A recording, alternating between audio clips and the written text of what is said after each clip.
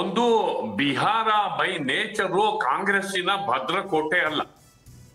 ಅಲ್ಲಿ ಕಾಂಗ್ರೆಸ್ ಅನ್ನ ಹೆಚ್ಚು ಬಲಪಡಿಸೋದಕ್ಕೆ ಅವರು ಸರ್ ಹಾಗೆ ಸರ್ ಮತ್ತೆ ನಿಮ್ಮನ್ನ ಮಾತಾಡಿಸ್ತೀನಿ. ಮ್ಯಾಟ್ರಿಜ್ ಎಕ್ಸಿಟ್ ಪೋಲ್ ನಲ್ಲೂ ಕೂಡ ಎನ್ಡಿಎಗೆ ಬಹುಮತ.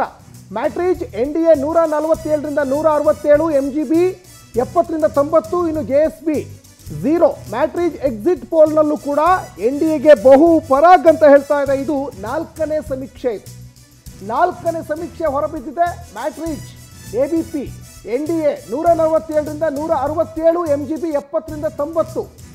ಇದು 4ನೇ ಸಮೀಕ್ಷೆ ಈಗ ಹೊರಬಿದ್ದಿದೆ. 4 ಸಮೀಕ್ಷೆ ಕೂಡ ಎನ್ಡಿಎಗೆ ಭಾರಿ ಬಹುಮತ ಅಂತ ಹೇಳ್ತಾ ಇದ್ದಾವೆ.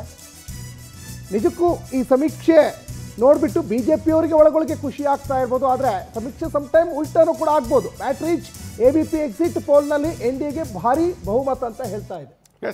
ಕಂಟಿನ್ಯೂ ಮಾಡಿ. ಒಂದು ರಾಹುಲ್ ಗಾಂಧಿ ಅವರ ಅಲ್ಲಿ ಕಾಂಗ್ರೆಸ್ಸಿನ ಭದ್ರಕೋಟೆ ಏನಲ್ಲ ಬಿಹಾರ. ಹೀಗಾಗಿ ಈ ಒಂದು ಟಿಕೆಟ್ ಹಂಚಿಕೆ ಸಂದರ್ಭದಲ್ಲಿ ಇರಬಹುದು, ಮತ್ತು ಇವನ್ ಈಗ ಚುನಾವಣಾ ಕಣದಲ್ಲಿ ಇರಬಹುದು, ಎಷ್ಟೋ ಕಡೆ ಫ್ರೆಂಡ್ಲಿ ಫೈಟ್ ಅನ್ಕೊಂಡು ಅಲಯನ್ಸ್ ಅಲ್ಲಿ ಇದ್ರೂ ಪರಸ್ಪರ ಕ್ಯಾಂಡಿಡೇಟ್ಗಳು ಇಳಿಸಿದ್ದಾರೆ. ಇದು ಒಂದ್ ರೀತಿಯಲ್ಲಿ ಮಹಾಗಠಬಂಧನ್ ಇರುವಂತಹ ಗೊಂದಲನೇ. ಹೀಗಾಗಿ ಅಲ್ಲಿ ಈ ಚುನಾವಣಾ ಆಯೋಗದ ಬಗ್ಗೆ ಅವರು ಸಿಡಿಸಿದ ಬಾಂಬು ಎಷ್ಟು ಮಟ್ಟಿಗೆ ಮತದಾರರ ಮೇಲೆ ಪರಿಣಾಮ ಬಿದ್ದಿದೆ ಅನ್ನೋದ್ರ ಬಗ್ಗೆ ನನಗೂ ಕೂಡ ಕೆಲವು ಅನುಮಾನಗಳಿವೆ, ಅದರ ಇಂಪ್ಯಾಕ್ಟ್ ಏನು ಅಂತ. ಬಟ್ ನಾನು ಇಲ್ಲಿ ಗಮನಿಸಿದ್ದೇನು ಅಂತಂದ್ರೆ, ನೀವು ಕಳೆದ ಚುನಾವಣೆಯನ್ನ ಅಬ್ಸರ್ವ್ ಮಾಡಿ, NDA 125 ಸೀಟು 37.26% ವೋಟ್ ಅನ್ನು ತಗೊಂಡಿದೆ. 37.26%. ಮಹಾಗಠಬಂಧನ್ 110 ಸೀಟು 37.23. 37 ಅಂದ್ರೆ ಸ್ವಿಂಗು 0.03 ಮಾತ್ರ ಡಿಫರೆನ್ಸ್.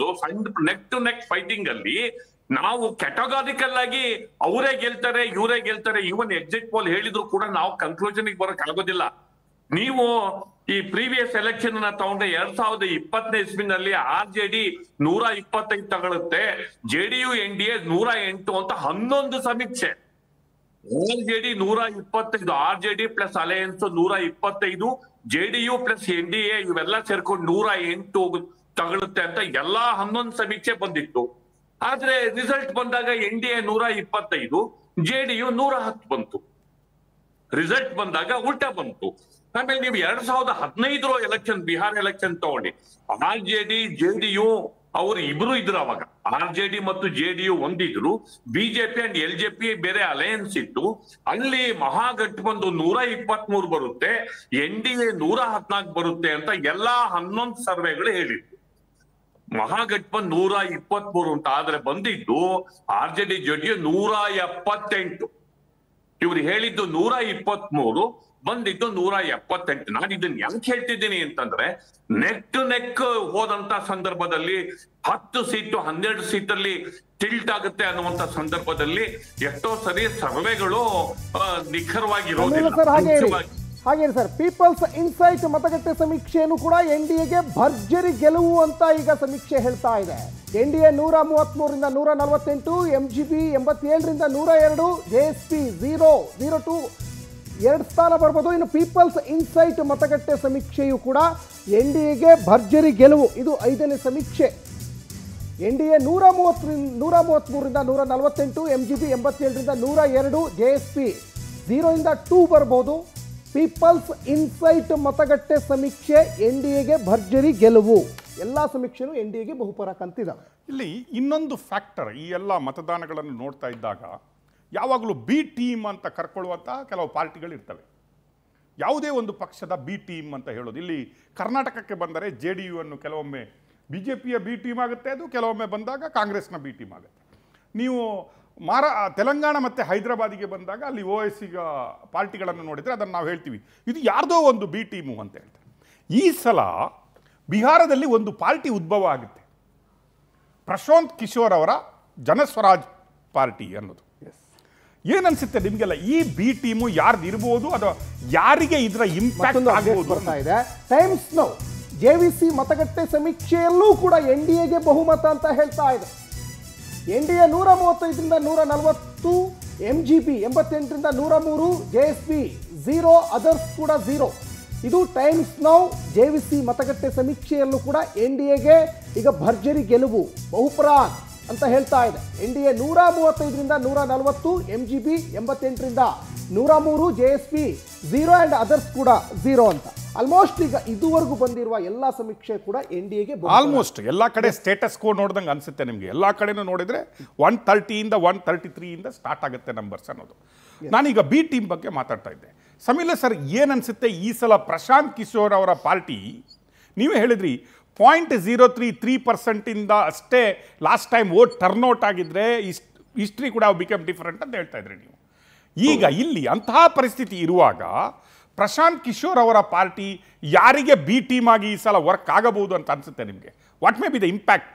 ಅವರು 243 ಕಡೆ ಸ್ಪರ್ಧೆ ಮಾಡ್ತೀನಿ ಅಂತ ಮೊದಲು ಅನೌನ್ಸ್ ಮಾಡಿದ್ರು ಜನಸೂರ್ಯ ಪಾರ್ಟಿ. ಕರೆಕ್ಟ್. ಅದಾದ ಮೇಲೆ 116 ಕಡೆ ಅವ್ರು ಅದನ್ನ 116 ಕಡೆ ನಾವು ಕ್ಯಾಂಡಿಡೇಟ್ ಅನ್ನು ಹಾಕ್ತೀವಿ ಅಂತ ಅವ್ರು ನಿಲ್ಲಿಲ್ಲ. 116 ಕಡೆ ಕ್ಯಾಂಡಿಡೇಟ್ ಹಾಕಿದ್ದಾರೆ. ಮತ್ತೊಂದು ಸಮೀಕ್ಷೆ ಬರ್ತಾ ಇದೆ. ಹಾಗೆ ಸರ್, ಚಾಣಕ್ಯ ಸ್ಟ್ರಾಟಜಿ ಮತಗಟ್ಟೆ ಸಮೀಕ್ಷೆಯಲ್ಲೂ ಕೂಡ NDAಗೆ ಬಹುಮತ. ಚಾಣಕ್ಯ ಹೇಳ್ತಾ ಇದೆ NDA 130ರಿಂದ 138, MGB 100ರಿಂದ 108 ಸ್ಥಾನ. ಇದು ಚಾಣಕ್ಯ ಸಮೀಕ್ಷೆ NDAಗೆ ಬಹುಪರಾದಂತಿದೆ. NDAಗೆ 130ರಿಂದ 138, MGB 100ರಿಂದ 108. ಅಗೈನ್ ಒನ್ ಮೋರ್ ಸ್ಟೇಟಸ್ ಕೋ.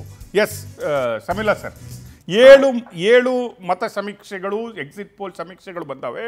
7ರಲ್ಲೂ 7 ಕೂಡ. ಈಗ ಲಾಸ್ಟ್ ಟೈಮ್ ನೀವು 11ರಲ್ಲಿ 11 ಹೇಳಿದ್ರಿ.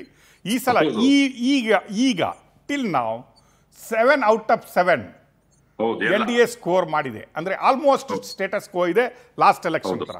ಎಸ್, ನೀವೇನೋ ಹೇಳ್ತಾ ಇದ್ರಿ, ಪ್ಲೀಸ್.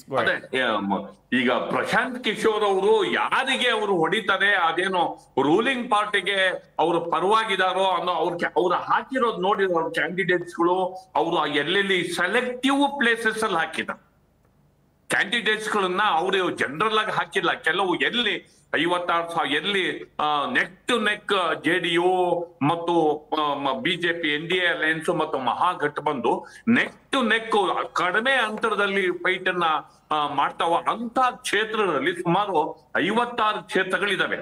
ಆ 56 ಕ್ಷೇತ್ರಗಳಲ್ಲಿ ಅವರು ಕ್ಯಾಂಡಿಡೇಟ್ ಅನ್ನ ಹಾಕಿ ಅಲ್ಲಿ ಜಾಸ್ತಿ ಕಾನ್ಸಂಟ್ರೇಟ್ ಮಾಡಿದ್ದಾರೆ. ಹೀಗಾಗಿ ಅವರು ಏನು NDA ಪರನೋ ಅಥವಾ ಮಹಾಗಠಬಂಧನ್ ಪರನೋ ಇದು ಕ್ಲಿಯರ್ ಆಗಿ ರಿಸಲ್ಟ್ ಗೊತ್ತಾಗೇ ಆಗುತ್ತಿದ್ದಾರೆ. ಲೆಟ್ ಮಿ ಆಸ್ಕ್ BJP ಅವರಿಗೆ ಕೇಳುವ, ಈಗ ಯಾರ ಬಿ ಟೀಮ್ ಅಂತ ಅನ್ಸುತ್ತೆ ನಿಮಗೆ ಪ್ರಶಾಂತ್ ಕಿಶೋರ್ ಅವರು? ಈಗ ಸಮೀಕ್ಷೆ ನೋಡಿದ್ರೆ ಅವರು ಒಂದು ಸಮೀಕ್ಷೆಯಲ್ಲಿ ಎಲ್ಲೋ 2 ಸೀಟ್ಗಳನ್ನು ತರ್ತಾರೆ ಅನ್ನೋದಿದೆ, ಬೇರೆ ಎಲ್ಲ 0 ಇದೆ. ಲೆಟ್ ಅಸ್ ಸಿ, ನಿಮ್ಗೆ ಏನು ಅನ್ಸುತ್ತೆ ಯಾರ ಬಿ ಟೀಮ್ ಪ್ರಶಾಂತ್ ಕಿಶೋರ್ ಅವ್ರು ವರ್ಕ್ ಆಗ್ಬೋದು? ಅದರ ಅವರೇ ಹೇಳಬೇಕಾಗತ್ತೆ ಸರ್. ಒಂದು, ಯಾಕೆಂದರೆ ಬಿಹಾರದ ಪೂರ್ತಿ ಸಂಚಾರ ಮಾಡಿದಂಥ ಲಾಸ್ಟ್ 1.5 ವರ್ಷದಲ್ಲಿ ಅತ್ಯಂತ ಜಾಸ್ತಿ ಸಂಚಾರ ಮಾಡಿದಂಥದ್ದು ಪ್ರಶಾಂತ್ ಕಿಶೋರನ್ನೇ. ಅವರು 2 ಪಕ್ಷಗಳನ್ನು ಟೀಕೆ ಮಾಡಿದ್ದಾರೆ ಸರ್. ಅದರಲ್ಲಿ ಕಾಂಗ್ರೆಸ್ ಅನ್ನು ಟೀಕೆ ಮಾಡಿದ್ದಾರೆ, RJDನೂ ಟೀಕೆ ಮಾಡಿದ್ದಾರೆ. ಹಾಗೆ ಸರ್, ಮತ್ತೆ ಮಾತಾಡ್ತೇನೆ. ಮ್ಯಾಟ್ರಿಚ್ IANS ಮತಗಟ್ಟೆ ಸಮೀಕ್ಷೆಯಲ್ಲೂ ಕೂಡ NDAಗೆನೇ ಬಹುಪರಾಗ್. NDA 153ರಿಂದ 164, MGB 76ರಿಂದ 87, JSP 0 and others. Matrize IANS ಮತಗಟ್ಟೆ ಸಮೀಕ್ಷೆಯಲ್ಲಿ NDAಗೆ ಬಹುಪರಾಗ್ ಅಂತ ಹೇಳ್ತಾ ಇದೆ. ಒಟ್ಟು 8ನೇ ಸಮೀಕ್ಷೆ ಹೊರಬಿದ್ದಿದೆ. ಇದು ಎಲ್ಲ ಸಮೀಕ್ಷೆಯೂ ಕೂಡ ಈಗ NDAಗೆ ಬಹುಪರಾಗ್ ಅಂತ ಹೇಳ್ತಾ ಇದೆ. ಒಂದು ಕಡೆ ಈಗ ಮತಗಟ್ಟೆಯ ಸಮೀಕ್ಷೆಗಳು ಹೊರಬಿದ್ದಿದೆ.